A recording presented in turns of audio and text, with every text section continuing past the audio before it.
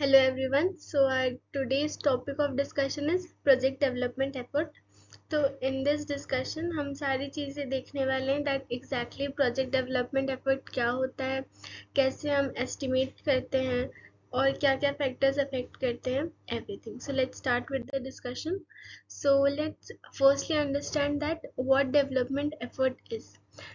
तो development effort एक बहुत ब्रॉड टर्म है जिसके अंडर में काफ़ी सारी चीज़ें आती हैं मतलब हम ऐसा भी कह सकते हैं कि सारी चीज़ें डेवलपमेंट एफर्ट के अंदर ही आती हैं जैसे कि अमाउंट ऑफ रिसोर्सेज हम कितना टाइम ले रहे हैं प्रोजेक्ट को कंप्लीट करने के लिए टोटल कितना मैन पावर इन्वेस्ट हो रहा है उसमें टोटल कितने फिनेंशियल इन्वेस्टमेंट्स हो रहे हैं प्रोजेक्ट में ये सारे एफर्ट्स के अंदर ही काउंट होते हैं तो बहुत सारे एलिमेंट्स होते हैं डेवलपमेंट एफर्ट के जैसे ह्यूमन रिसोर्सेज हम लोग ने अभी देखा आगे हम और भी डिटेल में देखने वाले हैं टेक्नोलॉजी फाइनेंसेस टाइम मैनेजमेंट और टोटल टाइम हम ऐसा भी कह सकते हैं कि जितना भी हमें कंप्लीट टाइम लग रहा है एक प्रोजेक्ट को डेवलप करने में रिगार्डलेस ऑफ वो प्रोजेक्ट किस डोमेन का है या उसमें क्या एग्जैक्टली परफॉर्म किया जा रहा है जितना भी टाइम एक प्रोजेक्ट को कंप्लीट होने में लग रहा है वो सारा डेवलपमेंट एफर्ट के अंदर काउंट होता है जनरली हम इसे पर्सन आवर्स पर्सन डेज या पर्सन वीक्स में कैलकुलेट करते हैं और इसके अंदर सारी एक्टिविटीज़ कंसीडर की जाती है फ्रॉम प्लानिंग टू डिप्लॉयमेंट मतलब रिक्वायरमेंट गैदरिंग से लेके हमारा डिप्लॉयमेंट मेंटेनेंस तक का भी पार्ट एफर्ट में ही आता है ब्रॉडली डेवलपमेंट एफर्ट को दो डिवाइड किया गया है दो पार्ट्स में direct efforts and indirect efforts तो ये सारे scale from planning to deployment different scales पे लाई करते हैं रिक्वायरमेंट्स इनडायरेक्ट एफर्ट्स में काउंट होती है whereas designing and deployment की डायरेक्ट एफर्ट्स के अंदर काउंट किए जाते हैं so nextly let's move to our now let's talk about the first effort as we have already saw that human resource effort basically man power की बात की जा रही है यहाँ पर कि हम कितना अच्छा मैन पावर अपने प्रोजेक्ट के लिए हायर कर सकते हैं ताकि हमारा एफर्ट उस हिसाब से मैनेज हो पाए फर्स्ट इज रिक्रूटमेंट हमें सबसे पहले एक राइट पर्सन को रिक्रूट करने की ज़रूरत है फॉर राइट जॉब और for right position in our project for example हम अगर एक जावा बेस्ड प्रोजेक्ट पे काम कर रहे हैं तो हमें एक अच्छे जावा डेवलपर को रिक्रूट करने की ज़रूरत है वेयर एज अगर हम एक मशीन लर्निंग या एआई प्रोजेक्ट पे वर्क कर रहे हैं तो हमें वैसे इंजीनियर्स या वैसे टैलेंट वैसे लोगों की ज़रूरत है तो सबसे पहले हमारा रिक्रूटमेंट सही होना चाहिए कि हम सही लोगों को अपने प्रोजेक्ट के लिए हायर कर पाएँ सेकेंड इज ट्रेनिंग इंश्योर करना कि सारे टीम मेंबर्स के पास नेसेसरी स्किल्स है और सफिशिएंट नॉलेज है उनके पास वो प्रोजेक्ट कंप्लीट करने के लिए थर्डली टीम मैनेजमेंट सारे मेंबर्स को उनके एरिया ऑफ नॉलेज के अकॉर्डिंग टास्क असाइन करना that is also very important so organizing and leading team is very important second is motivation to keep the team going throughout the project is also a very important thing ताकि हमारी team intact रहे well communication बना रहे now financial effort basically means जितना भी monetary support हमें हमारे project के लिए मिल रहा है that comes under financial support और फाइनेंशियल एफर्ट बेसिकली इस फाइनेंशियल एफर्ट को मैनेज करने के लिए हमें कुछ चीज़ें ध्यान में रखने की ज़रूरत है फर्स्ट इज़ बजट प्लानिंग हमारा बजट जो हो वो बहुत रियलिस्टिकली प्लान हो मतलब हम बहुत ज़्यादा रियलिस्टिक चीज़ों को कंसीडर करने के बाद बजट को प्लान करें ना हमारा बजट बहुत अंडर होना चाहिए ना बहुत ओवर होना चाहिए एक्यूरेट होना चाहिए ताकि हमारा प्रोजेक्ट सक्सेसफुली कंप्लीट हो पाए सेकेंड इज कॉस्ट मैनेजमेंट मतलब जितना हमने जिस चीज़ को एलोकेट किया है हम उतना ही स्पेंड करें उस चीज़ पे हम प्रॉपरली मॉनिटर एंड कंट्रोल करें अपने प्रोजेक्ट के एक्सपेंसेस को फॉर सर्टेन थिंग्स हमने अगर इतना अमाउंट सेट किया है फॉर एग्जांपल अगर हमने ये कंसीडर किया है कि जो भी हमारा मैन पावर एफर्ट है उसमें हमें एक सर्टेन अमाउंट का इन्वेस्टमेंट होगा तो हम उतने इन्वेस्टमेंट के अंदर ही अपना काम कंप्लीट कर लें उससे ओवर ना जाए थर्ड इज रिसोर्स एलोकेशन। हमारे पास डिफरेंट डिफरेंट रिसोर्सेज हैं जहाँ पर हमें फंड्स को इन्वेस्ट करना है और फंड्स को कंट्रीब्यूट करना है, तो हम चीज़ों को उसके हिसाब से वैसे कंट्रीब्यूट कर पाएँ, रिसोर्स को प्रॉपरली मैनेज कर पाएँ। फोर्थ इज फाइनेंशियल रिपोर्टिंग, मतलब हम स्टेक होल्डर्स को इन्फॉर्म रखें कि हाँ इतना एफर्ट हमने यहाँ पर दिया है, या फिर इतना मनी या फिर इतना फाइनेंशियल इन्वेस्टमेंट यहाँ पर हुआ है, जिससे एक ट्रांसपेरेंसी मेंटेन रहेगी stakeholders and project managers के बीच में, जिससे हमारा प्रोजेक्ट इफेक्टिवली कंप्लीट हो पाएगा। Next is time effort. Time effort बहुत ही ज़्यादा इम्पॉर्टेंट एफर्ट है थ्रू आउट द प्रोजेक्ट। जहाँ पे भी हम बात करते हैं through out the project management, बहुत ही इम्पॉर्टेंट फैक्टर है time.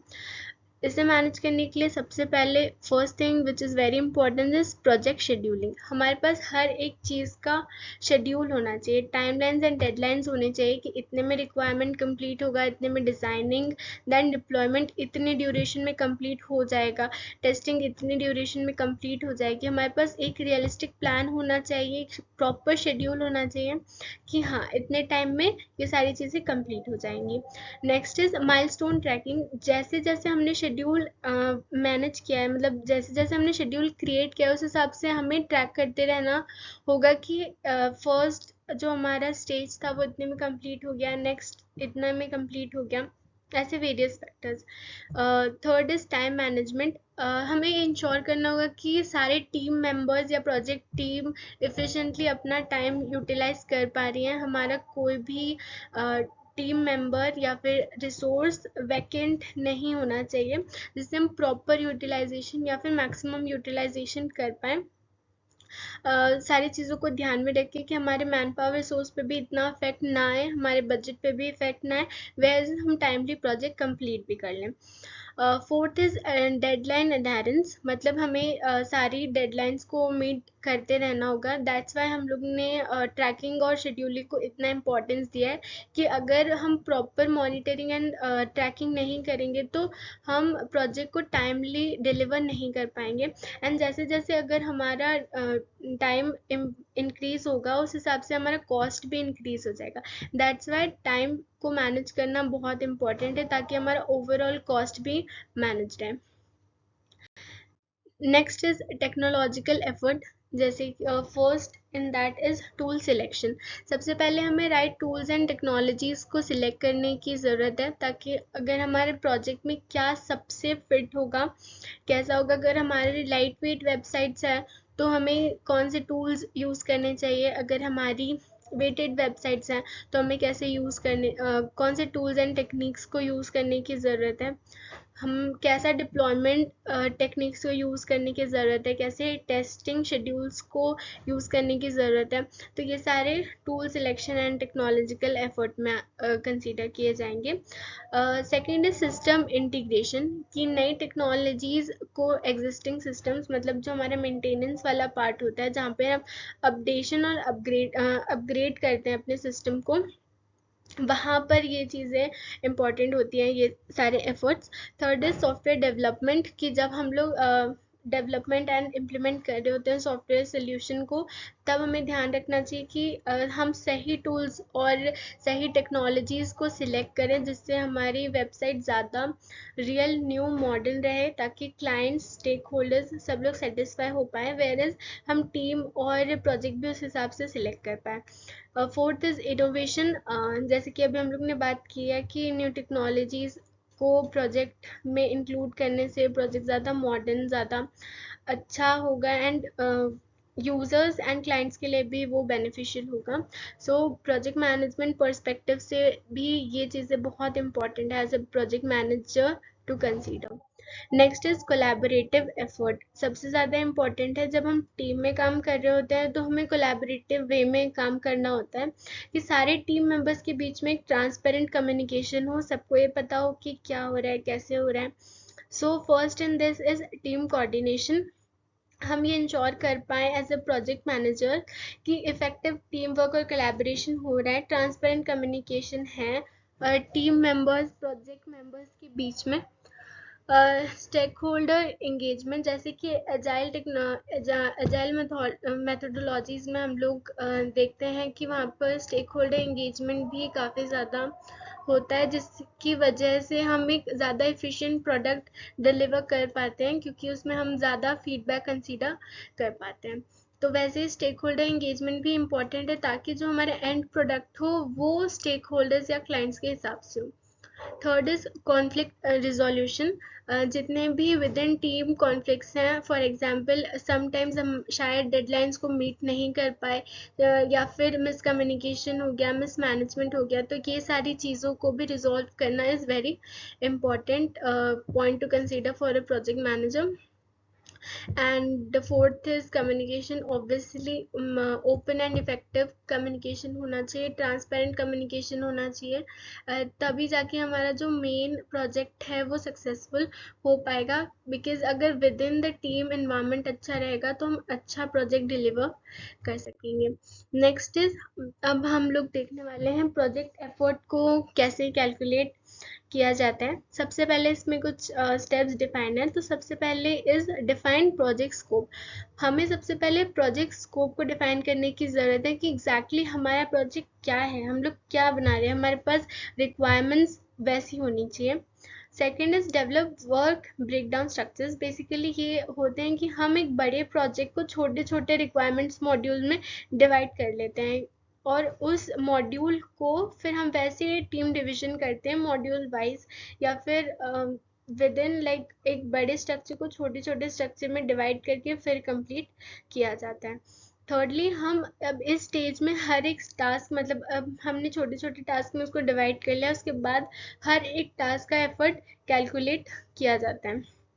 Fourth is account for resource availability, मतलब कि सारे रिसोर्सेज अवेलेबल हो, इसकी अकाउंटेबिलिटी हो। Fifth is risk and uncertainty. हमें रिस्क भी देखना होता है जब हम लोग एक प्रोजेक्ट को कंसीडर करते हैं, उसका डेवलपमेंट को देखते हैं, तो जितना सारी चीज़ें इंपॉर्टेंट है उतना ही उसके साथ जितने भी रिस्क एसोसिएटेड हैं वो भी कंसीडर करने की ज़रूरत है। 60% से अगर ज़्यादा रिस्क होते हैं तो हम वो प्रोजेक्ट्स कंसीडर नहीं करते हैं फॉर डेवलपमेंट। इसलिए रिस्क इवेल्युएशन भी बहुत इम्पॉर्टेंट इफेक्ट करता है प्रोजेक्ट एफर्ट्स में। Sixth is review and refine the estimate. जैसे हम लोग ने रिव्यू किया है उस हिसाब से हम लोग एस्टिमेट्स को रिफाइन करें, जैसे कॉस्ट एस्टिमेशन है हमारा, फाइनेंशियल है, एफर्ट्स हैं, उन हिसाब से हम उसको रिव्यू और रिफाइन कर सकें। Now some key concepts in effort estimation. First is effort estimation itself, कि exactly effort estimation क्या है। तो जो पूरा प्रोसेस है ये प्रिडिक्ट करने का कि टोटल अमाउंट ऑफ एफर्ट हमें कितना लगने वाला है इन अ प्रोजेक्ट, ये एफर्ट एस्टिमेशन होता है। Secondly, work breakdown structure. Basically इसमें हम एक बड़े स्ट्रक्चर या बड़े रिक्वायरमेंट को छोटे छोटे मॉड्यूल रिक्वायरमेंट में डिवाइड कर लेते हैं, उसके बाद हर एक छोटे मॉड्यूल को कंप्लीट करते हैं। इससे हम ज़्यादा इफेक्टिवली काम कर सकते हैं। Third is resource allocation. Efficient way में रिसोर्स एलोकेट करना, जिस टीम को जिस रिसोर्स की नीड है उस हिसाब से रिसोर्स एलोकेट करना, या फिर ओवरऑल प्रोजेक्ट में हमें जिस हिसाब से रिसोर्स की ज़रूरत है उस रिसोर्स को गैदर करना is part of resource allocation. Now estimation techniques. So there are various estimation techniques. Some of them are discussed here.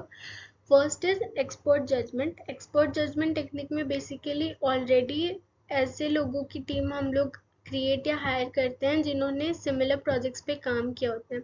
उनके एक्सपर्टीज एंड एक्सपीरियंस के अकॉर्डिंग हम लोग एस्टिमेट करते हैं जो भी हमारा कॉस्ट है, एफर्ट होता है। Second is analogous estimation. हम लोग प्रीवियस प्रोजेक्ट्स के डेटा को गैदर करके उसे एनालिसिस करते हैं, देन उस हिसाब से डिसाइड करते हैं। Third is parametric estimation. इसमें हम डिफरेंट टाइप्स के historical datas and project parameters को कंसीडर करते हैं, जैसे LOCs means line of code, number of features, ऐसे ही डिफरेंट नंबर ऑफ मॉड्यूल्स हो सकता है। ऐसे बहुत सारी चीज़ों को कंसीडर किया जाता है पैरामेट्रिक एस्टिमेशन में। Third fourth is 3 point estimation. 3 point estimation में बेसिकली हम optimistic, pessimistic and M values के हिसाब से कैलकुलेट करते हैं। It has already defined formula for that. तो अकॉर्डिंग टू द प्रोजेक्ट, हम किस प्रोजेक्ट पे काम कर रहे हैं, हम डिफरेंट टेक्निक्स को यूज़ कर सकते हैं to estimate the cost of our project और the effort of our project. Nextly इसको एक एग्जाम्पल से समझते हैं। फॉर एग्जाम्पल हमें एक मोबाइल एप्लीकेशन डेवलप करना है, तो हमारे पास डिफाइंड स्कोप क्या, मतलब हमारी रिक्वायरमेंट्स क्या है कि हमें एक यूज़र लॉगिन बनाना है, प्रोफाइल मैनेज करनी है, नोटिफिकेशन फीचर देना है, ऐसे डिफरेंट हमारे पास रिक्वायरमेंट्स है। अब हम इसे डिफरेंट मॉड्यूल्स में डिवाइड करेंगे। दैट इज फर्स्ट इज हमारा यूआई डिज़ाइन, जिससे यूज़र इंटरेक्ट करेगा। Back and development, testing, front end development, database integration, ऐसे डिफरेंट टास्क है हमारे पास। अब हम एस्टिमेट करते हैं एफर्ट को कि एग्जैक्टली हमें कितना एफर्ट उसमें यूज़ होगा। Let's start with UI design. तो फॉर एग्जांपल अगर हमें यूआई डिज़ाइन करने में 100 आवर्स लगते हैं, हमने यहाँ पे एक्सपर्ट जजमेंट टेक्निक का यूज़ किया है, तो उस हिसाब से हमें 100 आवर्स लगेंगे यूआई डिज़ाइनिंग के लिए for the mobile application UI development. Next is back and development. अब एनालॉगस एस्टिमेशन का यूज़ करके हम लोग ने एस्टिमेट किया कि बैक एंड डेवलपमेंट में हमें लगभग 200 आवर्स लगेंगे। हमने प्रीवियस प्रोजेक्ट्स को देखा और उस हिसाब से हमें समझ में आया कि ऑलमोस्ट 200 आवर्स तक का काम हमें करना पड़ेगा, तब हम बैक एंड डेवलपमेंट कर पाएंगे। And third is testing. लगभग 80 आवर्स ऑफ टेस्टिंग्स हमें 80 आवर्स ऑफ टेस्टिंग हमें करनी पड़ेगी फॉर आर प्रोजेक्ट। ये हमने 3 पॉइंट एस्टिमेशन से कंसीडर किया है। बेसिकली मैंने तीनों एस्टिमेशन टेक्निक को यहाँ यूज़ कर लिया है। हम सेम भी यूज़ कर सकते हैं, डिफरेंट भी यूज़ कर सकते हैं, वेरियस हम हाइब्रिड भी यूज़ कर सकते हैं कि हम कुछ चीज़ें एक्सपर्ट जजमेंट से कर रहे हैं, कुछ एनालॉगस से कर रहे हैं, कुछ 3 पॉइंट से कर रहे हैं, कुछ पैरामेट्रिक से कर रहे हैं। तो ये हमारे ऊपर डिपेंडेंट रहता है, मतलब हमारी मर्जी है कि हम कौन सा यूज़ करना चाहते हैं। Next is resource availability. For example अगर हमारा यूआई डिज़ाइनर है, वो 50% ही अवेलेबल रह सकता है, मतलब 50% टाइम ही अवेलेबल रह सकता है, तो उस हिसाब से अब हमें 200 आवर्स को एडजस्ट करना पड़ेगा कि हम उसे कैसे एडजस्ट करें। पहले हमारा 100 आवर्स का एक्सपर्ट जजमेंट के अकॉर्डिंग हमें 100 आवर्स का एफर्ट लग रहा था करने में, बट हमारा जो यूआई डिज़ाइनर है वो 50% टाइम ही अवेलेबल रह सकता है। तो जितने टाइम के अकॉर्डिंग हमने 100 आवर्स कंसीडर किया था, अब वो हमारा ट्वाइस हो गया है, क्योंकि पर डे वो सिर्फ 50% टाइम ही यूआई डिज़ाइनर इन्वेस्ट कर पा रहा है in the project. Next is consider risk. तो रिस्क के अकॉर्डिंग अगर हम 20% रिस्क के अकॉर्डिंग देखें फॉर द प्रोजेक्ट, तो हमारा जो यूआई डिज़ाइनिंग है उसमें हमें रिस्क बेसिकली मार्जिन है हमारे पास कि अगर हमारा प्रोजेक्ट इतने आवर्स में कंप्लीट नहीं हुआ, तो so basically they are some safe points कि हम इतना एक्स्ट्रा कंसीडर कर सकते हैं ताकि हम टाइमली डिलीवर कर पाएँ और हम अंडर या ओवर कमिट ना कर दें अपने एफर्ट को। Now the six step is review and refine. तो जब हम लोग ने फर्स्ट टाइम एफर्ट एस्टिमेट किया था, तो लगभग यूआई डिज़ाइनिंग के लिए हमें 100 आवर्स लग रहे थे, बैकएंड के लिए 200 लग रहे थे और टेस्टिंग के लिए 80 आवर्स लग रहे थे। But considering resource availability and considering all the risk, हमने उसे री एस्टिमेट किया और उस हिसाब से हमारे पास यूआई डिज़ाइन के लिए हमें 240 आवर्स लग रहे हैं, बैकएंड डेवलपमेंट के लिए 240 आवर्स लग रहे हैं, टेस्टिंग के लिए 80 आवर्स लग रहे हैं, एंड टोटल हमें 560 आवर्स लग रहे हैं। So this is more realistic because हमने इसमें resource availability, risk and different techniques का भी यूज़ किया है।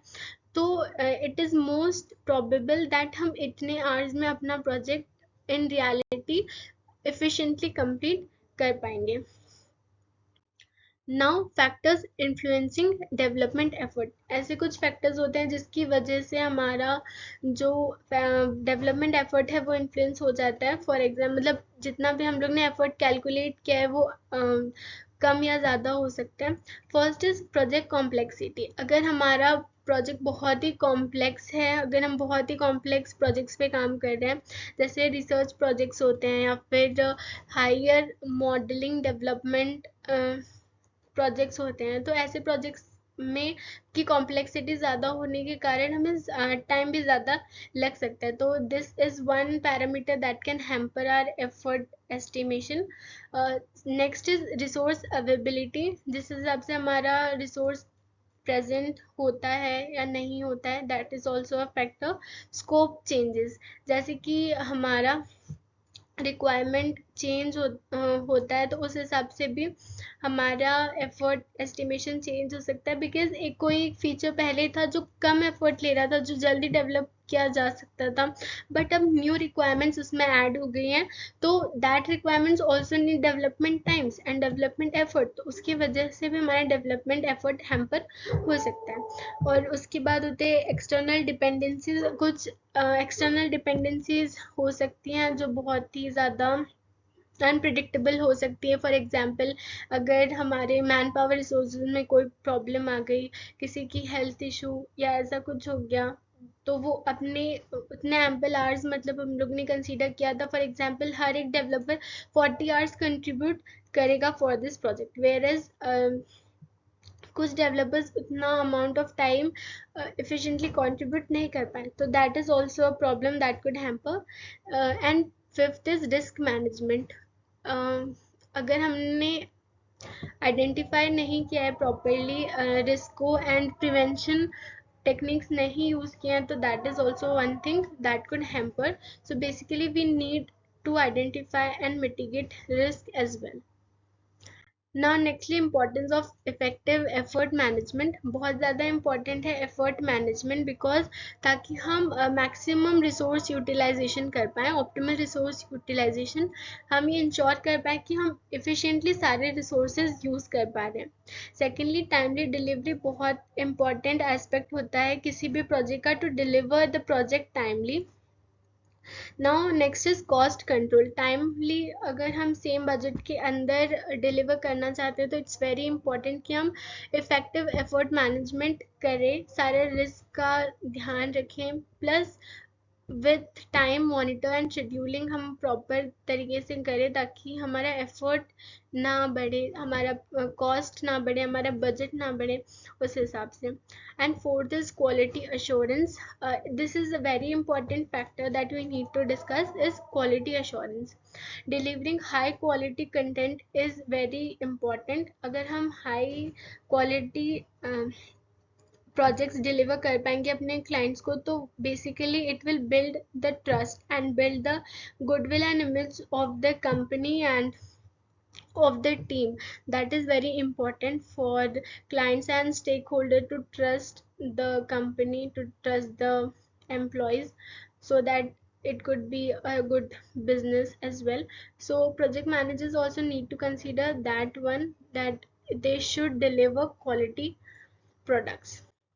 Next is best practices in effort management, कुछ प्रैक्टिसेस हम अपने